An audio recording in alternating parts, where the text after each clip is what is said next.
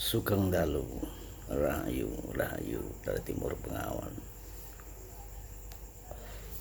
Yang kadang berpikir tentang peraturan. Peraturan itu sama dengan law, ya, itu peraturan. Padahal peraturan itu sudah terkenal. Ada lagi peraturan IZT. Apa itu IZT? Yang tampil seperti ini terus ngomong-ngomong terus diperkarakan. Apa itu namanya? IZT apa ST? Nah, sekarang yang mau bertanya nih, bagaimana jika ini adalah sebuah ganja?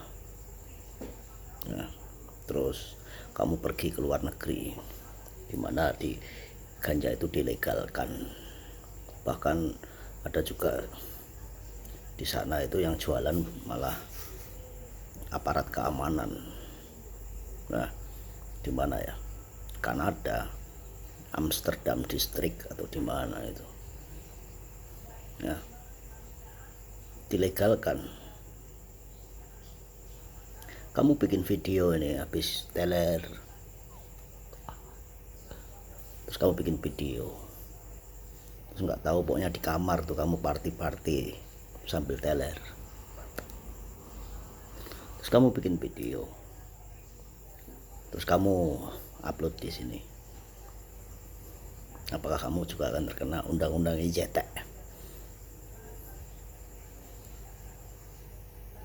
Peraturan IJT itu bisa nggak kena? Terus ketika kamu upload, seminggu kemudian rame.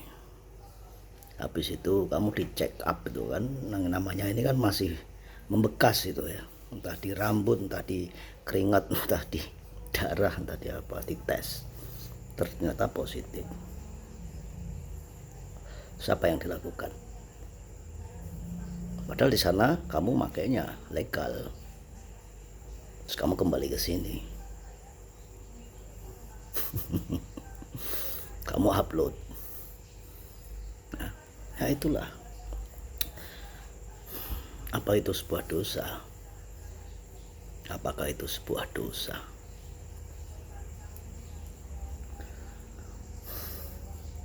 Menurut kedangkalan spiritual yang mengartikan dosa itu adalah ketika kita mengikuti batin kita, ya, mengikuti batin kita yang terlalu over, yang terlalu berlebihan.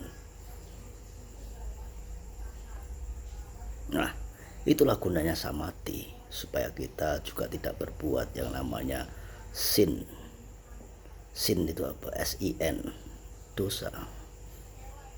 Karena mengendalikan yang namanya jiwa, di mana jiwa itu adalah milikmu. Jiwa adalah milikmu sendiri. Itulah jiwa.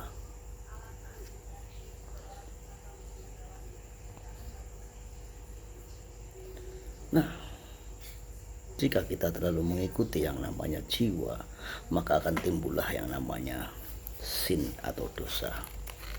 Karena kau mengikutinya dan terlalu over. Seharusnya kau mengikutinya difilter dengan kecerdasan ini, ya, berpikir cerdas, karena ini adalah miliknya Sang Maha, sedangkan jiwa adalah milikmu sendiri, batin. Jika engkau terlalu mengikutinya dan over, maka engkau akan menimbulkan yang namanya dosa.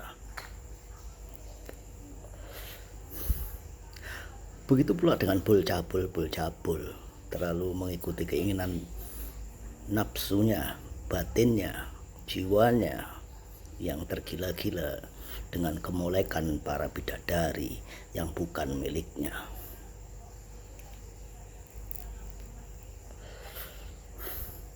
Kenapa yang masih memakai ini? Wah, ini yang naga belum yang pakai. Mustika naga. Ini melatih kepekaan seperti yang bilang kemarin, melatih sebuah kepekaan. Kenapa itu kepekaan? Bayangkan saja jika engkau berada di sebuah jalanan yang ramai, lalu engkau pergi ke tempat yang misteri, ya. Contohnya gua itu mitologinya atau mitosnya yang angker dan sebagainya, dulu pernah ada jin yang di situ dan sebagainya, misteri, pokoknya misteri. Lalu kau datang di sana dan melihat sesuatu yang aneh, ada gambar-gambar aneh, bentuk-bentuk batu yang aneh. Nah, itu menjadi sebuah misteri. Nah, disitulah engkau mencari siapa dirimu, karena engkau melupakan sesuatu yang ramai itu, tapi engkau terfokus pada sebuah gua yang engkau sudah tahu ceritanya dari orang-orang tentang adanya goib, tentang adanya makhluk ini, alien atau apapun itu, dan di situ ada peninggalannya. Maka engkau akan ada dalam frekuensi masa lampau, frekuensi meditasi, kepekaan dan fokus, dan engkau membaca gambar itu dan bertanya-tanya, misteri, sebuah misteri apa ini? Apa maknanya?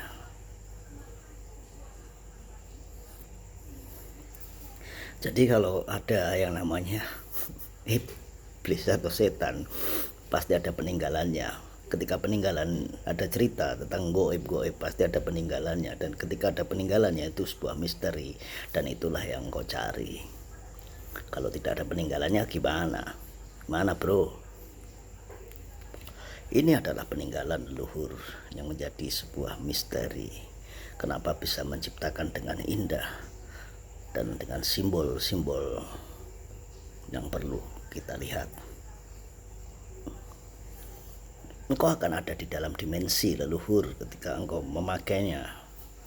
Ketika engkau memakainya, cincin yang unik dan antik itu adalah melatih kepekaan.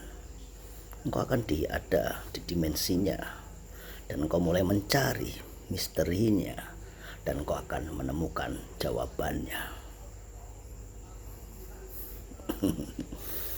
Bukankah seperti itu sang kesatrio?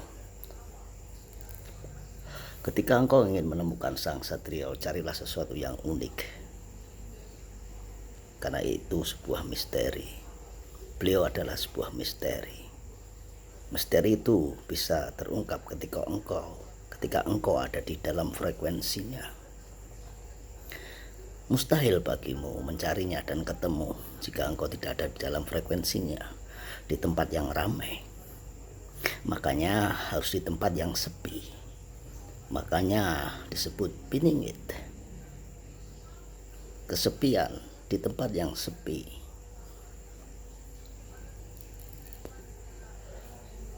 Kita harus memahami sebuah makna misteri dengan kepekaan spiritual yang tinggi. Kalau eyang nggak akan bisa. Mungkin Del Kumandil Gendewati atau Sil Pringsil akan bisa mencapainya, karena mereka berdua punya tingkat kepekaan yang tinggi dengan mengkoleksi sesuatu yang unik dan membuka misterinya. Makanya ini akan yang wariskan nih bagi Del Kumandil Gendewati sama Sil Pringsil nanti ketika mereka benar-benar ada, supaya tahu misterinya dan menemukan jawabannya. Rahayu rahayu dari timur Bengawan, carilah yang unik dan antik. Ini adalah bagian dari leluhur. Tidak ada yang bisa membuatnya seindah ini, dan itu adalah sebuah misteri. Ketika misteri itu kau temukan berwujud, maka wujud itulah yang menjadi perilaku mereka. Wujud adalah lakuning urip. Wujud adalah lakuning urip. Wujud adalah bukti dari perilaku dan tindakan mereka. Jika mereka bisa sabar membentuknya dengan indah, begitupun juga engkau akan menemukan misteri itu dengan sabar. Rahayu, rahayu dari Timur Bengawan.